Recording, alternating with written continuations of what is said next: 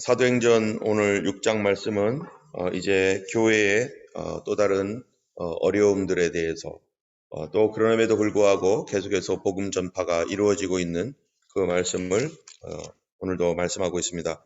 사도행전 1장에서 성령께서 예수님께서 약속하시고 오직 성령이 임하시면 권능을 받을 것이다. 유대와 사마리아 땅끝까지 이르러 증인될 것이다.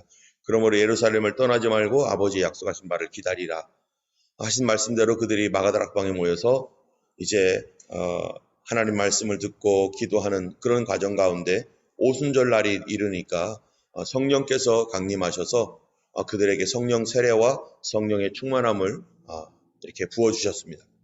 그러므로 이 사건이 그 주변에 있는 오순절에 왔던 많은 유대인들에게 알려지고 나타나면서 베드로가 그들에게 복음을 전하고 이 사건에 대해서 얘기할 때 바로 너희가 죄 없는 그리스도를 죽였다 하며 예수님께서 십자가에 못 박아 죽은 사실에 대해서 이 복음의 메시지를 전할 때 3,000명이 회개하고 돌아오는 그런 놀라운 일들이 일어나게 되었습니다.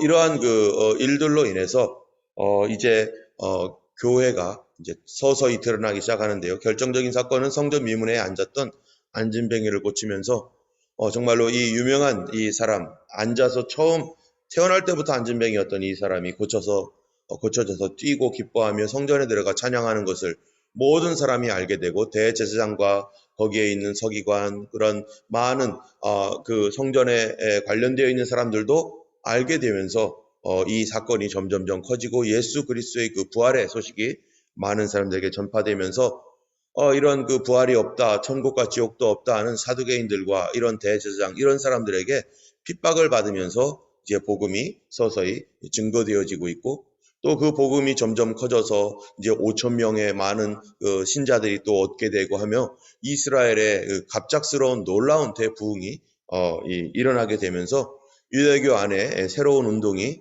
시작되었습니다. 이런 유대교 안에 새로운 운동이 시작되면서 교회가 이제 발전하고 점점 나아갈 때 한 가지 중요한 시험이 있었는데 그것이 바로 아나니아와 삽비라의 사건이죠.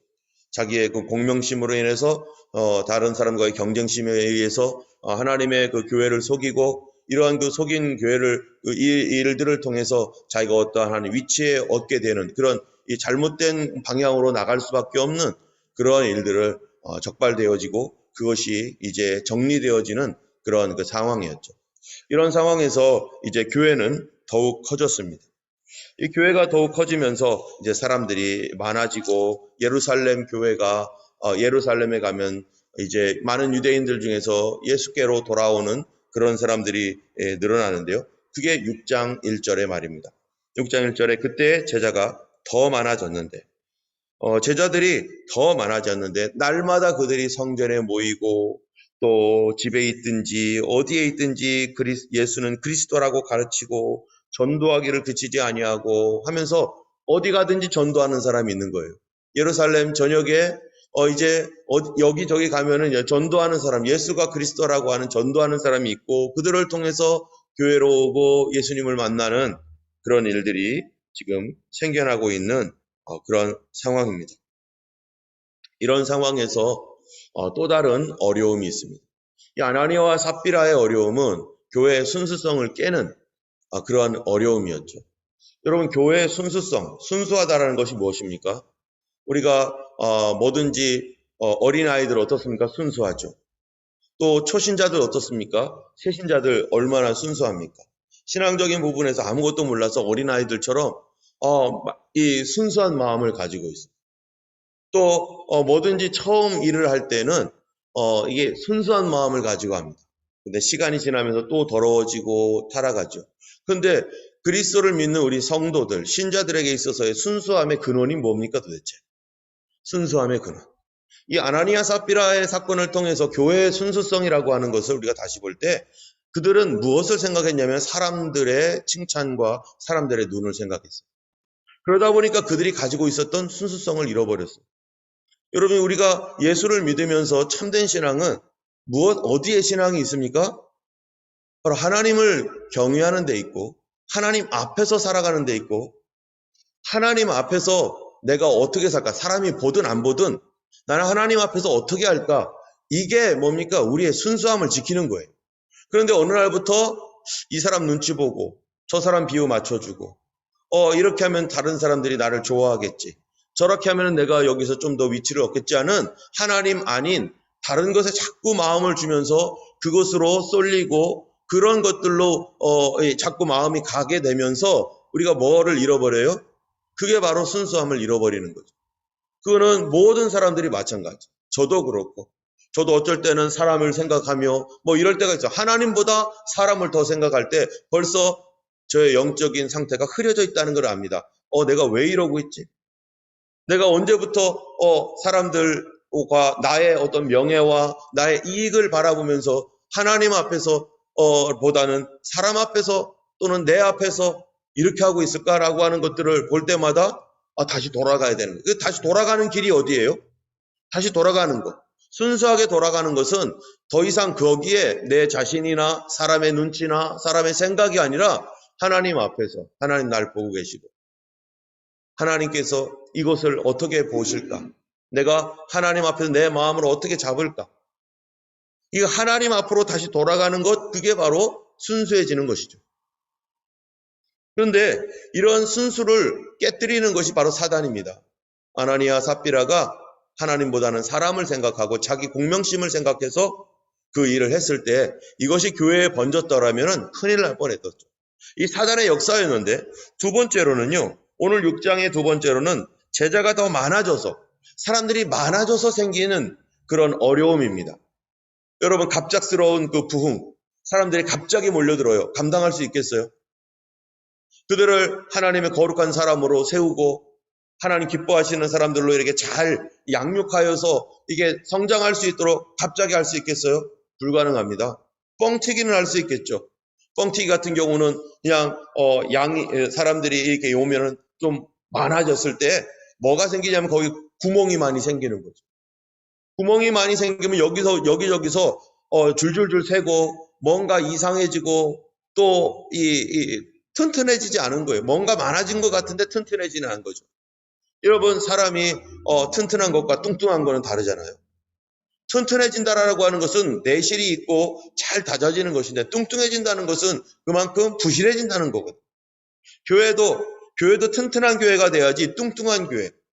사람이 많아졌다고 튼튼한 교회인가? 그게 아니에요. 오히려 뚱뚱한 교회는 더 할 일을 더 하지 못하고 또 그것으로 인해서 자기 자신이 속을 수도 있습니다. 그런데 예루살렘 교회가 이제 튼튼하게 되어야 되는 거예요. 많은 성도들이 점점 많아지는데 이것을 감당해야 되는데 그 위기가 찾아왔습니다. 그게 뭐냐면은 그 위기가 어떤 곳으로 왔냐면은 원망이라고 하는 걸로 왔어요. 불편하다는 거죠. 불편하다는 거. 교회 갔더니 불공정한 것 같고 어렵고 불편한 일이 생겼어요. 그 일이 1절에 헬라파 유대인들이 자기의 과부들이 매일의 구제에 빠짐으로 히브리파 사람을 원망하니 이제 복음을 전하고 기도하는 일들을 집중적으로 해야 되는 이런 교회가 이 사람들이 많아지면서 가만히 보니까 사람들의 필요성이 생겼습니다. 사람들의 니드가 있는 거예요. 그것은 너무 가난한 사람이 많은 거예요. 교인들 안에 어려운 사람들이 많은 거예요. 그러니까 이런 사람들까지도 지금 사도들이 돌봐야 되는 처지가 되었습니다. 그래서 이 사람 저 사람에게 또 어떤 공물을 나눠주고 필요를 채워주고 뭐 이러는데 어떻게 하다 보니까 사도들이 의도한 바는 아니지만 이 헬라파 유대인들의 과부들이 구제에 빠져서 원치 않게 이 사람들이 소외를 당하고 그런 일이 생기니까 사람들이 불공평하다 원망하면서 막 이러고 있습니다. 이런 원망이 누구에게로 향하는 겁니까? 결국에는 사도들에게로 가는 거죠. 그러면 사도들이 말씀을 전하고 기도하고 또 이러한 그 성도들을 돌봐야 되는데 이런 원망이 사도들에게 가니까 그러한 이 원망이 가는 이 일로 인해서 사도들의 어떠한 신뢰도가 떨어지고 또 그러므로 교회의 어떤 기초가 약화되는 그런 사도권이 약화되는 그런 일들까지 가게 되니까 사도들이 아차 싶은 거예요. 이거 이렇게 되면 안 되겠다. 그래서 그들이 볼 때 2절에 보니까 12사도가 모든 제자를 불러 이르되 우리가 하나님의 말씀을 제쳐놓고 접대를 일삼는 것이 마땅하지 아니하다. 그렇죠? 하나님의 그 일이 있는데, 하나님의 말씀 전하는 일이 있는데, 이 접대하는 일, 사람들을 돕고 구제하는 일, 이런 일에 이 일삼는 일이 마땅하지 않기 때문에 이걸 어떻게 해야 되느냐? 우리가 지금 뭔가 지금 여기서 보완을 해야 된다는 거죠. 교회가 커지고 있으니까 작았을 때는 상관없어요. 사도들이 다 할 수 있어요. 12명의 사도들 여기저기 뛰면서 다 할 수 있는데 이제 교회가 갑자기 불어나니까 12명의 사도들이 할 수 없는 상황이 되었습니다. 여러분 뭔가 일을 할 때 할 수 없는 상황이 되었는데 사람들은 있고 뭔가를 서비스를 해야 되고 뭔가를 도와줘야 되고 뭔가를 해야 되는데 그럴 때 어떻게 해야 됩니까? 그럴 때 어떤 일이 생깁니까? 또 원망이 생기는 거죠. 이런 일이 언제 있었는가? 성경에서 보면요. 사도행전에서만 있었던 것이 아니라 구약 성경에서도 이와 동일한 일이 있었습니다. 그 일이 바로 출애굽기에 있는 거죠. 여러분 출애굽기에 보니까 이스라엘 백성들을 이 노예였었습니다. 이 노예들을 이끌고 모세가 홍해를 건넜고 그리고 시내산을 향해 가는 여정 가운데 어떤 일이 생깁니까?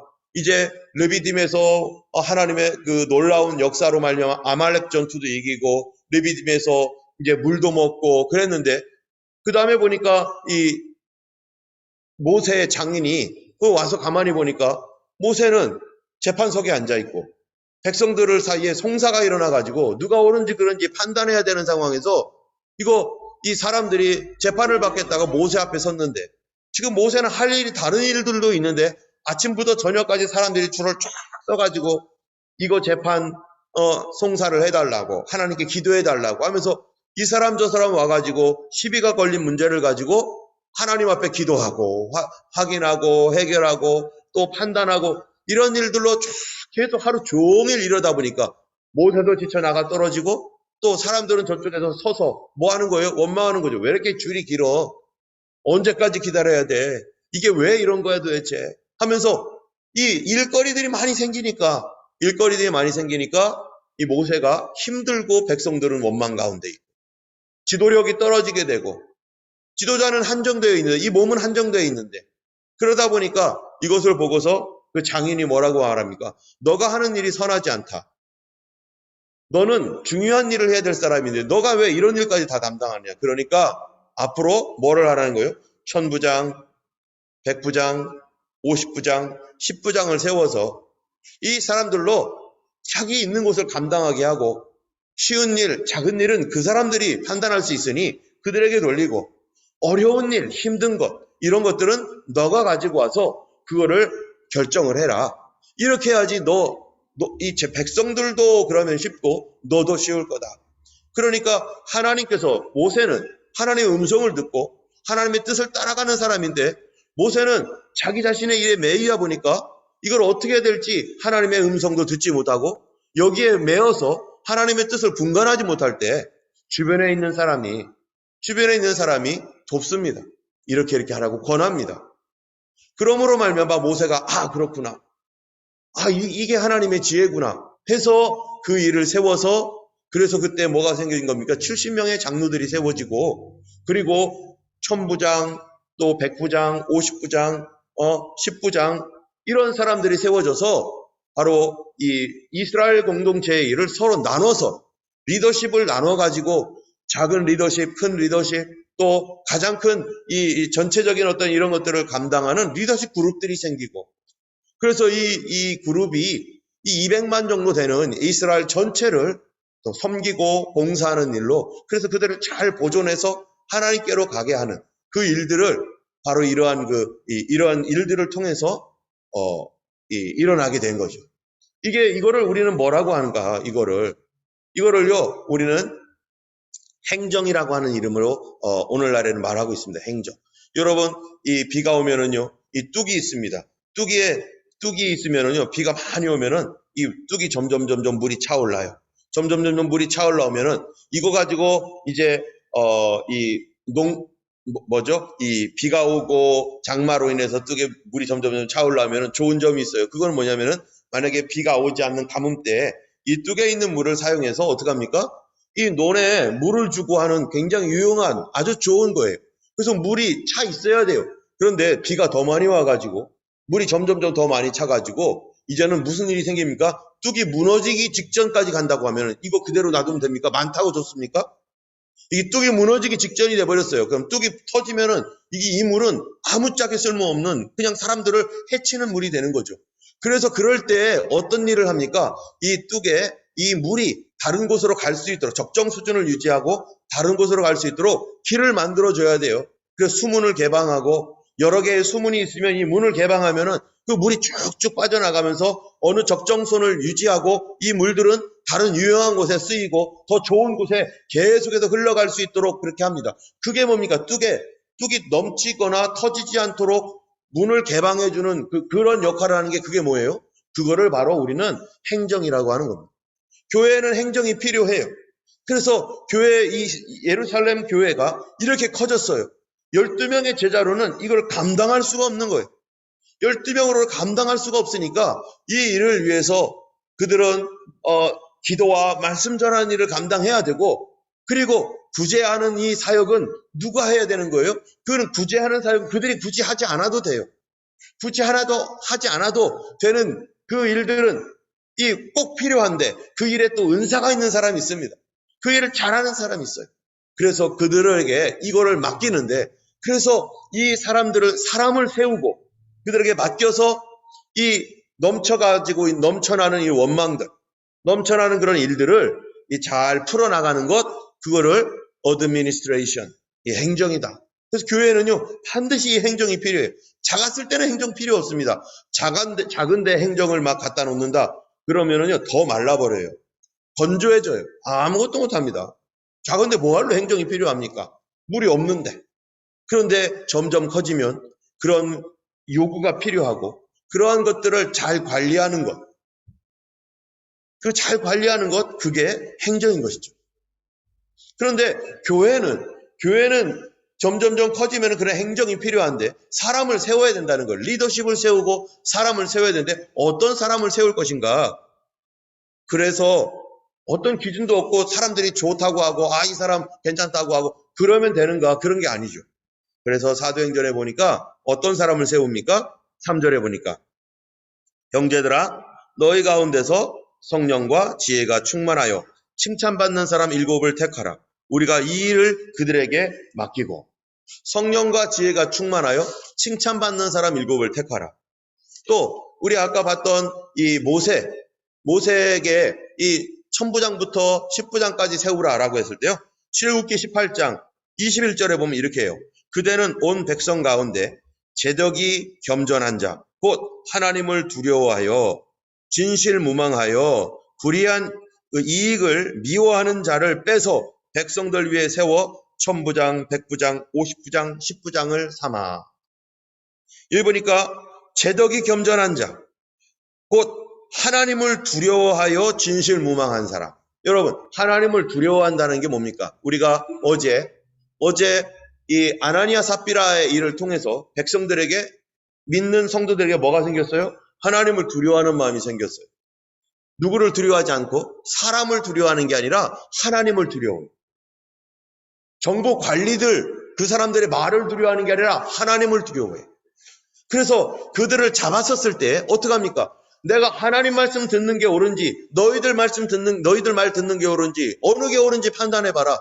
우리는 보고 들은 것을 말하지 않을 수 없다 하면서 정부의 말이 아니라 정부의 말이 하나님 말씀과 반대된다면 누구 말을 들어야 되는 거예요? 하나님 말씀 들어야 되는 거죠. 하나님 말씀을 들어야 되는 거죠.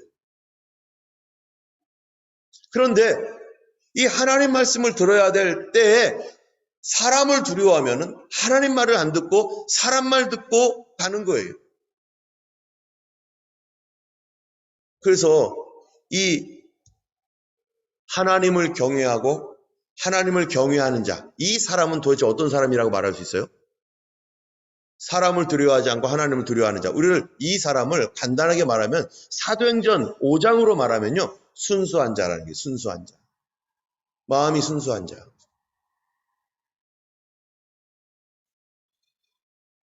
이 순수한 믿음을 가지고 진실무망하며 더러운 이익을 탐하지 않고 그러한 trustworthy, 이 신뢰할 만한 사람을 택하라. 그런데 사도행전에서는 뭐라고 말합니까? 바로 성령과 지혜가 충만하여 칭찬받는 사람, 그 사람 7을 택해라. 자, 성령과 지혜가 충만하다. 여러분, 성령 충만한 걸 우리가 어떻게 알죠? 성령 충만은요, 이게 나타나기도 합니다.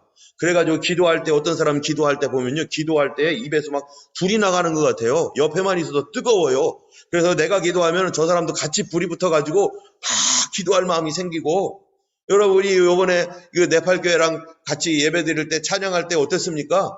이 찬양 인도자가 막 찬양을 막 흘러가면서 하는데, 그때 기도하는데 옆에서 이 청년들, 네팔 청년들, 또 우리 한국 우리들도 같이 찬양하면서 막 그 사람들이 기도하는 거 아멘 하는 소리를 들어가면서, 그러니까 우리도 막 뜨거워져 가지고 아멘 아멘 하면서, 내 옆에 있었던 우리 전사님은 얼마나 아멘을 하고 할렐루야를 하는지, 예.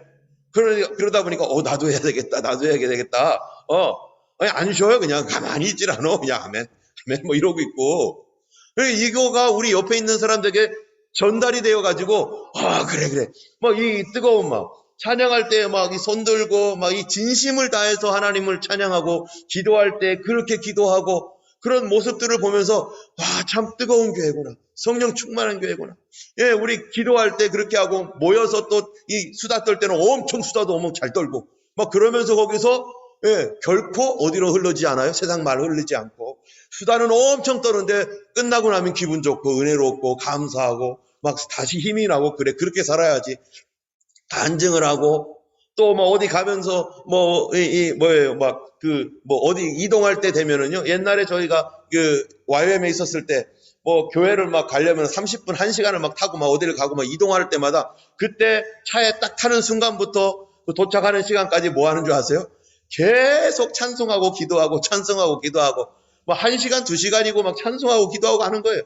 그러면은 막 이게 이 맨 처음에는 처음 할 때는 막 어려워가지고 이거 어떻게 되는 거 안 해봤던 거니까. 그런데 하다 보니까 그게 그 시간이 기다려지고 은혜롭고 쉽게 가는 거예요. 화낼 일도 없어. 자동차가 뭐 추월을 하든 뭐 하든 그 아무 상관없어. 운전자도 찬송하면서 가고. 그렇게 그런 그 분위기, 그다음에 밥을 먹어도 기쁨으로 먹고 막 이런 이때 이 기도와 찬송과 말씀 공부와 이런 것이 뜨거운 사람이 있습니다. 그러면 우리가 보면은 그런 사람이 보여요. 와, 정말 뜨겁다. 저 사람 옆에가 있으면 정말 기도하고 싶다, 찬송하고 싶다. 이 성령 충만한 게 보여요. 그런데 성령 충만한 사람과 또 어떤 사람이요? 성령과 지혜가 충만한 사람. 여러분, 지혜가 충만하다는 게 뭡니까? 지혜가 잠언서에서 구약 성경에 가면은 지혜란 뭡니까? 지혜. 참된 지혜. 머리 살살 굴려가지고 막 이렇게 하는 게 지혜입니까? 그거 아닙니다. 여러분, 우리 세상에서도요, 이 최선의 정책, 뭐죠? 우리가 늘 쓰는 말이 있죠. 최선의 정책. 뭐가 최선의 정책이라고 해요? 폴리시. 정직이 최선의 정책이다. 그런 얘기 많이 하잖아요. 지혜가 도대체 뭡니까? 구약 성경에서 지혜는요, 잠언서에 뭐라고 됩니까? 여호와를 경외하는 것이 지식의 근본이에요. 하나님을 경외하는 것이 지혜의 근본이에요. 그게 위스덤이에요. 위스덤은 하나님을 경외하는 데부터 시작되는 거예요. 하나님을 두려워할 줄 아는 데부터 시작되는 게 경외함이에요. 그 사람이 아까도 말한 건 순수한 마음을 가지고 있고요. 그 하나님을 경외함으로 결정해 나갈 때 어떤 결정을 합니까? 정직한 결정을 하죠. 올바른 결정을 하죠.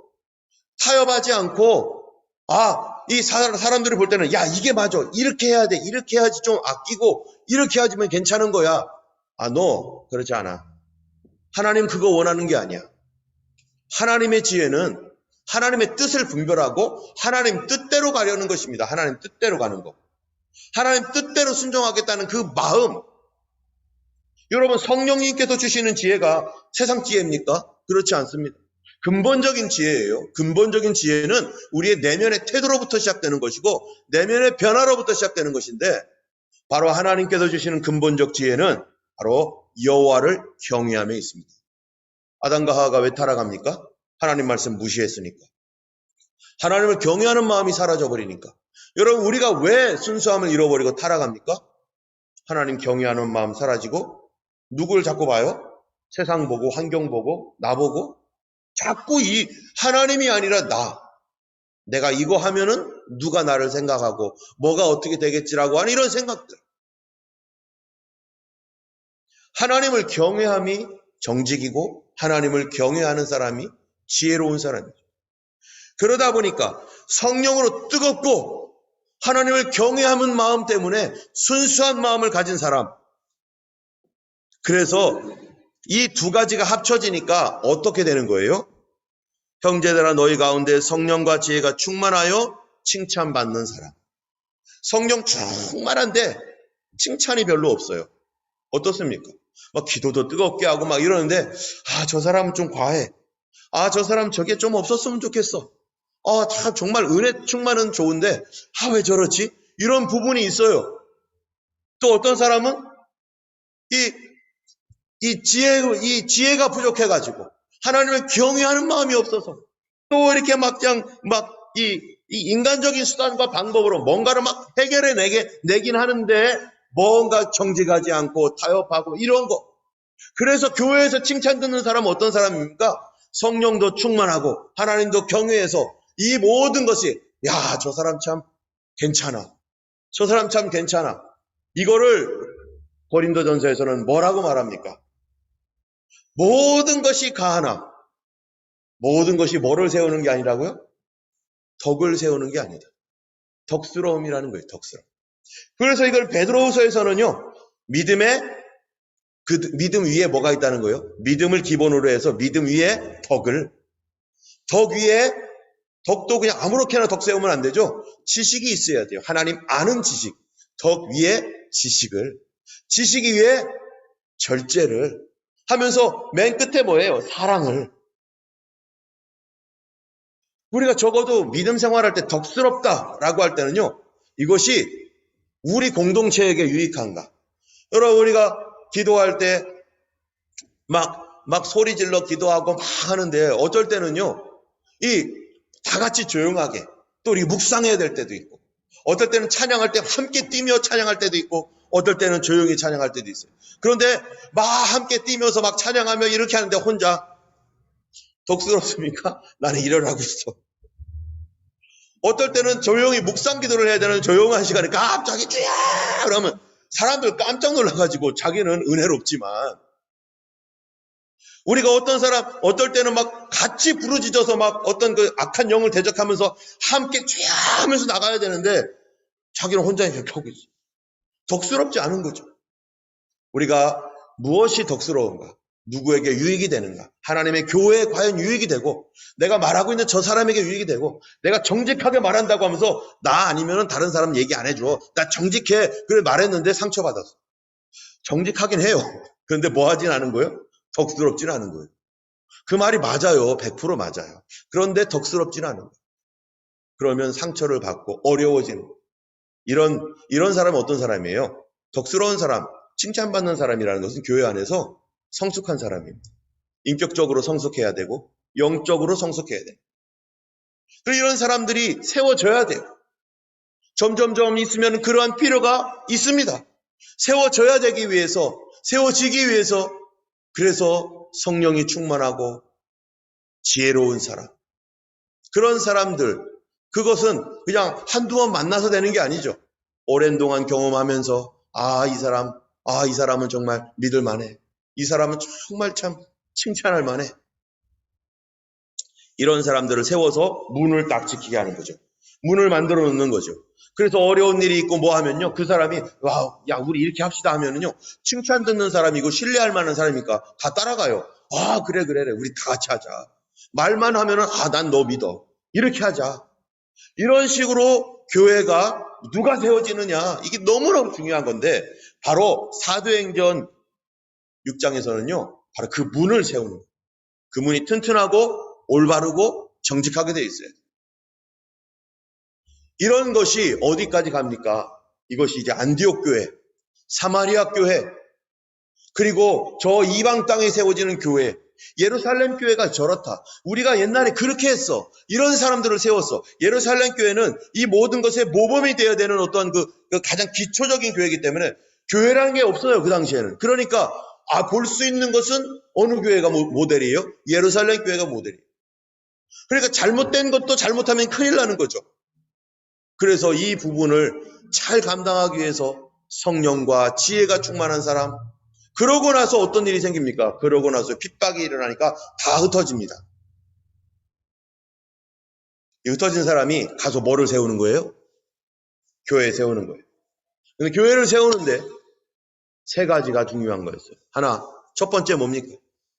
성령의 거듭나게 하시는 놀라운 성령의 역사가 필요하다. 성령님이 역사하셔서 그리고 이적과 표적이 나타나고 이런 성령의 그 기름 부으신 그 은혜가 필요하고, 두 번째로는요, 순수해야 된다. 아나니아 삽비라처럼 공명심 때문에 교회 어떤 위치, 사람들 눈치 보고 그러면서 나한테 이익이 되고 안 돼. 이러한 것이 큰일 난다, 큰일 나. 아나니아 삽비라 봤더니 큰일 나더라. 그렇게 되면은 세 번째, 교회 일꾼 잘 세워야 된다.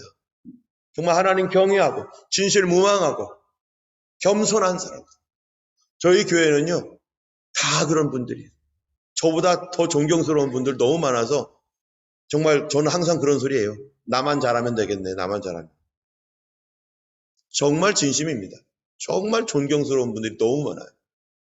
저보다 연세도 많으신데 얼마나 겸손하게 그렇게 도와주시고 사랑해 주시고 또 성도들을 아껴주시고 그 마음에 이렇게 생각하는 거가 얼마나 이렇게 참 고마운지. 이러한 것들을 보면서 다음 후세대가 어떻게 되는 거예요? 나도 저렇게 돼야지.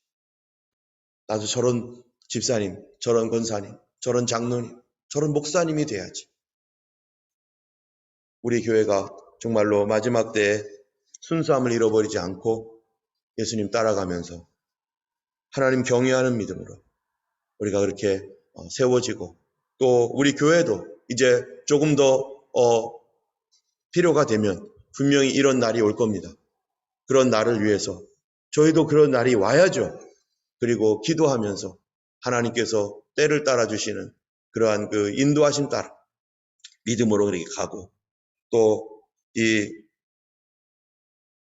성령과 또 지혜가 충만한 교회로서 우리 하나님 앞에 칭찬받는 그런 교회 되기를 예수님의 이름으로 축원합니다.